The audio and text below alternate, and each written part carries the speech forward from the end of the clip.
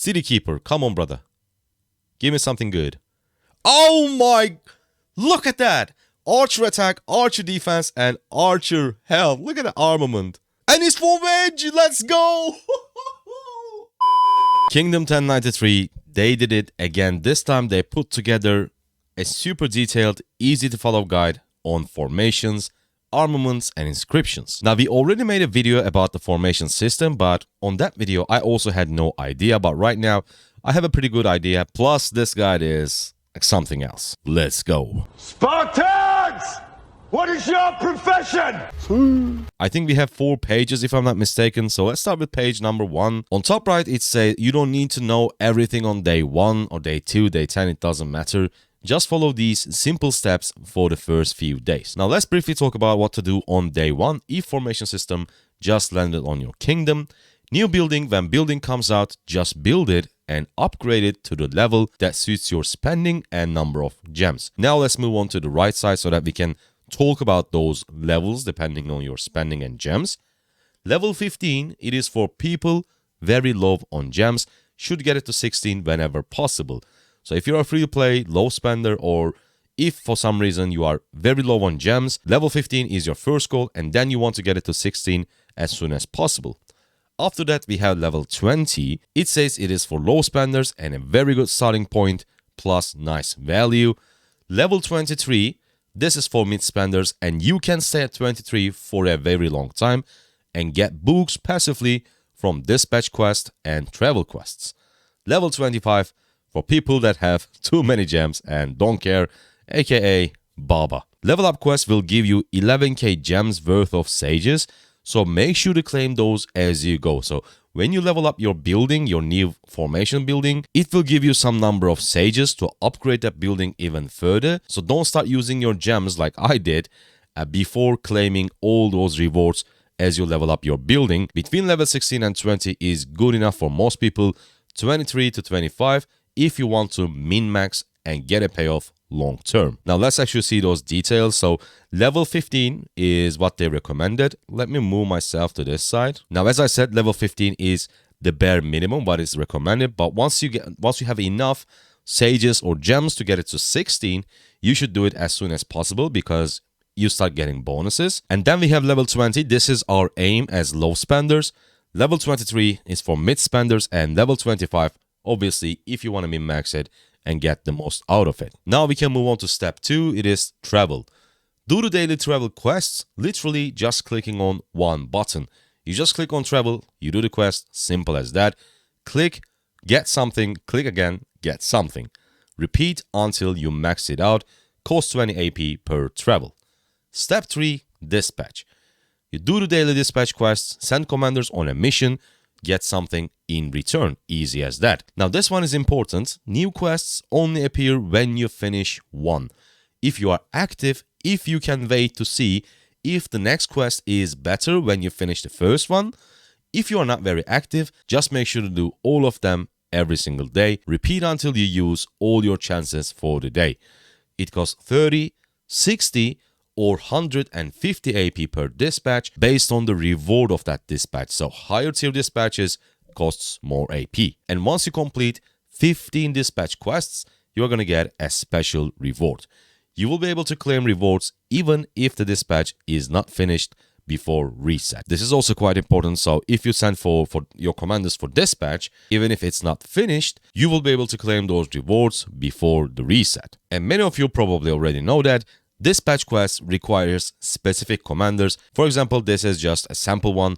It says at least 4 level 10 plus commanders, at least 1 expertise commanders, and at least 1 infantry commanders. But it should be pretty easy for most people because it doesn't specifically say, for example, at least 1 legendary infantry expertise commander. So yeah, most of us should be able to do that. Step 4, chill and repeat. Make sure to do your travels dispatch every day.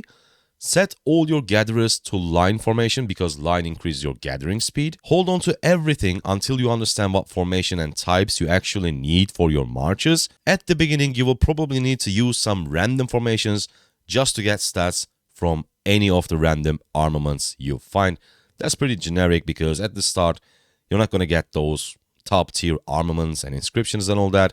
So you're going to use some random formations with the armaments. There is a pop-up bundle to buy gathering armaments. You could buy this if you want. So if you're like a mid-spender maybe, you can buy it. There's also a one-time only bundle for $185 with 23 random legendary armaments. And there is a daily $35 bundle for 16 random epics. Here is the limited bundle, available one time only. If you're a medium spender, this is a must buy. Gives you legendary formation choice chests, which give you random legendary armaments for the formation of your choice. Most likely you will choose Wedge. Does not allow you to choose troop type, stats, or armament types. So it's completely random. Epic Triumvirate. What is that? Let's just say Epic Trump. Epic Trump available daily to everyone. If you're a medium spender, this is a must buy early on. Gives you epic formation choice chests, which gives you random epic armaments for the formation of your choice, and a very low chance of legendary armaments too. Does not allow you to choose, again, troop type, stats, or armament types, which means, again, this is completely random. And here's a daily bundle. Stone $5, iron $10, bronze 20, total 35, and you get 16 epic armaments. Here we have page number 2. On the top right, it says select the formation, equip armaments, customize them with inscription. This simply explains the whole system with one sentence. You select the formation, you equip armaments for that formation, and then you customize those armaments with inscriptions. Basically, we have 7 different formations: wedge, arc, hollow square, echelon, V, triple line, and line.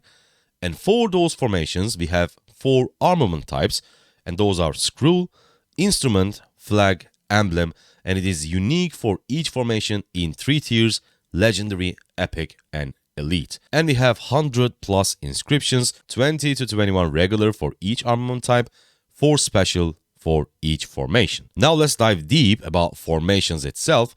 It says you can set your field and canyon commanders to wedge to increase the skill damage, and all your gatherers to line for now. More info in the detailed guide.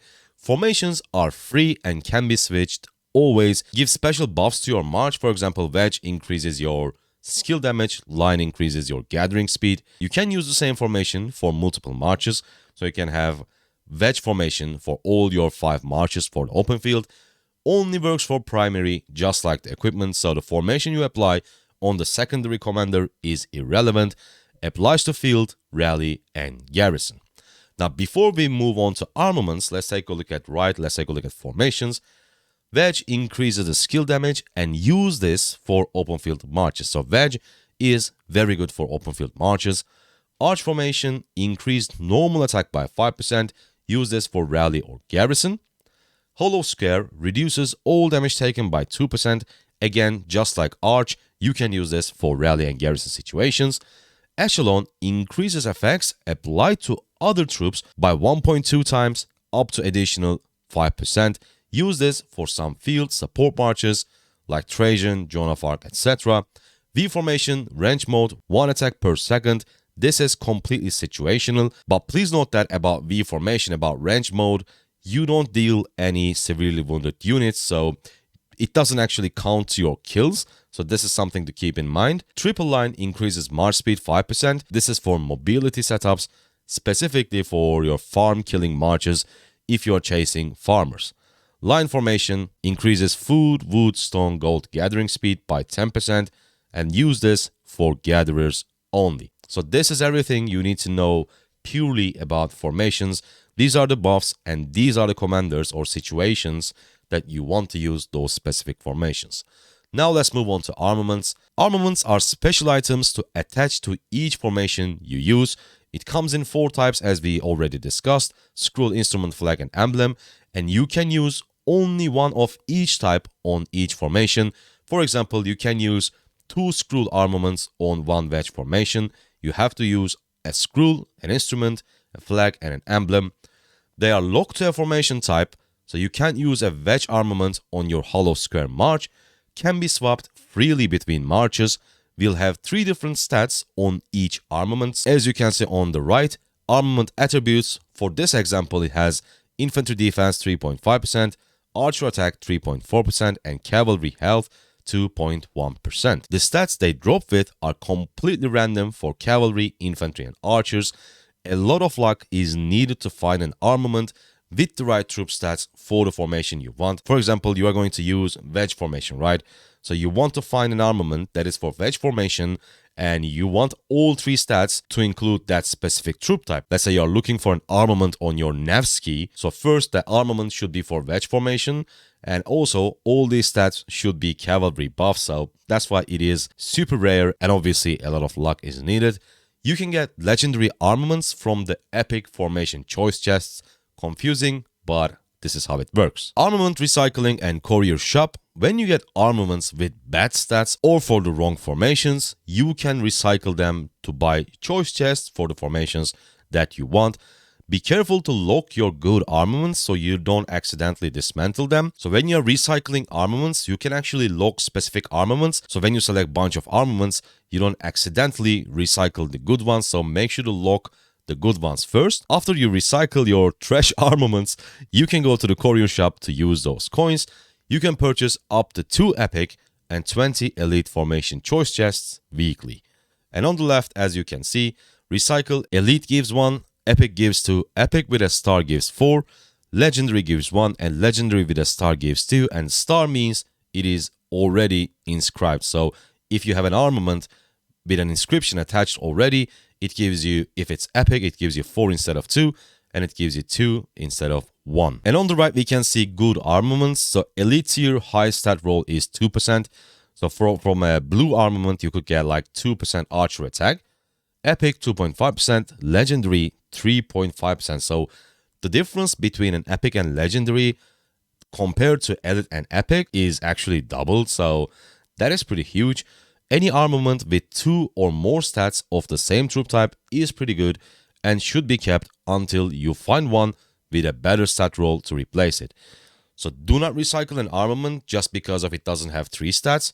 If it has 2 stats for the same troop type, and that's the troop type that you are interested, then you can keep those armaments until you find a better one. By the way, I think we missed that. This is how you get armaments. You do travel, dispatch, you get random ones. From daily bundles, you get formation choice chests. From courier shop, again, you get formation choice chests. And those chests will allow you to choose what formation of the armament will be, but its stats and types are completely random. Make sure to stick 1 to 2 formations for now. We recommend wedge. Now let's move on to inscriptions. It gives a permanent extra bonus to your epic or legendary armaments. So you cannot apply inscriptions to your blue armaments. That is important to know. Similar to special talent on equipment, except you can add different stats or bonus effects. Once added, cannot be undone, only overwritten by a different inscription. Screws, instruments, and flags has 21 regular inscriptions possible. Emblems have 20. We also have 4 special inscriptions for each formation, 1 for each armament type, but they are very limited, difficult to get. Recycle 1440 legendaries or Outrock shop. Don't worry about these for now. These are more long-term concerns. So on this page, on the second page, hopefully we covered pretty much everything about like the basic things about formations, armaments, how to get them, what is recycle or what are the stats to look for, and inscriptions. Now let's move on to page number 3. Right, so page number 3 is completely about inscriptions. So we have 2 types of inscriptions, regular ones and special ones. Regular ones are scroll, instrument, flags have 21 regular inscriptions possible. Emblem have 20. Can be applied to any formation, so it's not like armaments. Some are available as both epic and legendary, others are legendary only. Found armaments can have any regular inscription for their type. So you can actually get some armaments with an inscription already attached to it. You can also get a selection of random regular inscriptions in the superior courier. Special inscriptions, 4 special inscriptions for each formation, 1 for each armament type. Found armaments will very rarely have a special inscription. It's very difficult to get. Special scroll inscriptions are in the Outrock shop. Special flag inscriptions are in the superior courier, but they are super expensive. Consider these like a procced accessory in terms of impact and rarity. Now let's take a look at right. Get lucky or recycle a lot of armaments to choose the inscriptions you want. Where to find them? Every 100 and legendaries you recycle will allow you to purchase an inscription fragment chest. This chest will give you one random regular inscription and one shard. You will need 8 shards to buy a special inscription equivalent to 1,440 legendaries, which is crazy. View all possible inscriptions in the codex, so you can actually check them in the codex. Bottom right corner of the formation selection in Commander View. Available regular inscriptions, we have epic and legendary ones. I'm not going to bore you by reading every single one of them, but simply if you just select random ones, for example this one, troops take 2% less damage when garrisoning, increases troop damage dealt by 2% while on the map, so this is specifically for open field, which is really good. Or let's take a look at this one, troop counterattack damage taken, 3%, again 3%. Other regular inscriptions can be found on armaments, but these are the only currently available inscriptions in the Superior Courier shop. End of KVK season inscription shop. At the end of KVK, there will be a shop available to purchase inscriptions from. This will carry both regular inscriptions and special Ultrac limited inscriptions, which is very important because they are the special ones, they are more powerful ones. We do not know what regular inscriptions will be available in it or what the regular currency will be at that time. You can only purchase one item in the shop each season, so you have to choose carefully. Let me move myself again so we can read this one. So for the currency, Ultrac testimonies are only given when you hold the ziggurat and your Crusader Fortress at the end of KVK. So if for some reason you're holding ziggurat but you lost your Crusader Fortress at the end of the KVK, you're not going to get Ultrac testimonies. For that, you need to be holding the ziggurat and your Crusader Fortress. Used to purchase special scroll inscriptions after KVK. KVK rewards, some achievements have special inscription. KVK rewards, some achievements have special inscription chests. Right now it is the ziggurat achievement, but I assume in future we will have other achievements for inscriptions. Last but not least, here are the special formation inscriptions. These are the most limited inscriptions as we already discussed. For each formation, source for special inscriptions for emblem, instrument, armament types is unknown. So for the emblem and instrument armament types, we don't know the source for special inscriptions. Special flag inscriptions found in Superior Courier shop for 8 inscriptions shard, which are purchased for 180 coins. Special scroll inscriptions found in the Ultrac shop, which is available only at the end of KVK season if your coalition held the ziggurat and did not lose their Crusader Fortress. Let's take a look at Wedge, for example, because this is going to be one of the most popular ones because it increases skill damage, obviously, by 5%. Special Courier Inscription for Flag increases normal attack resistance by 3.5%. Troops deal 8% more skill damage for 3 seconds when reaching 80% rage, cooldown 5 seconds. This is crazy. Ultrac Shop Inscription, this is for Skrull. Troops receive 5% boost to skill damage, so you're boosting your skill damage even more. When doing direct damage, damage is boosted by 10% if one target is hit. Otherwise, it is boosted by 2%, again 5 seconds cooldown. Also very strong. Other special inscriptions for instrument, troops receive 5% boost to skill damage, again increasing the skill damage even more. When dealing direct damage to a target, has a 30% chance to boost the damage by 10%. Like, these inscriptions are crazy. And for the emblem one, troops receive 10% extra boost to skill damage. So imagine having all these inscriptions on your, perfectly min-max armaments. The difference is going to be crazy, but at least it is not easy to get those perfect armaments for your formations. And on top of that, the perfect inscriptions. If you would like to read everything on your screen right now, you can simply just pause the video and read, because me reading all of these could be a little bit boring. But as I said, feel free to pause it and read it as much as you want. Now let's briefly go over everything so that I can show you all of them step by step. Here is the building that you need for formation system, State Forum. As you can see, it is at level 16. Our goal as a low spender is to get it to level 20. Now we're going to upgrade it from 16 to 17. But since we don't have enough Sage testimonies, we're going to use our gems, unfortunately. We click on upgrade. I'm not going to wait for helps, obviously. Let's just speed this up. Now, since we upgraded it from 16 to 17, we upgraded it a level. We have completed side quest Statecraft, upgraded State Forum to level 17. And as we discussed it on the guide, it is going to give us some extra sage testimonies so we can spend less gems. Let's claim it. By clicking on this icon, you can access to your dispatches. Let's claim all of these. That's not too bad. Infantry defense, infantry health. Okay. Now, after we complete 4 more dispatches, as you can see, we are at 11 out of 15. We will have access to special reward chests. So what I do in here, I check for this information. So this is for arch formation. This is for hollow square. So we have no dispatch quests, unfortunately, for wedge formation, which is the main formation that we are going to use. So what I'm going to do is, since I'm active, I'm going to send 2 dispatch quests. Let's do that, auto team up. What I'm trying to do is, after these quests are finished, I will see if I got a new dispatch quest for wedge formation. And if not, I will just do again random dispatch quests to specifically search for wedge formation. I actually should have sent one for, obviously, sage testimonies, because this equals gems. And on this menu, we just simply do travels. My recommendation is do not select any other commander in here. Go ahead and select one of these because for some reason they are luckier. The game registers those commanders as luckier commanders on your travels. Let's start with Osman, one of my favorite epics. Travel, boom, nothing. Let's travel 3 times with Osman. And okay, we got either an epic one or a legendary one. It is 99% epic. Oh my god. Siege health, siege defense, infantry march speed. It is pretty useless.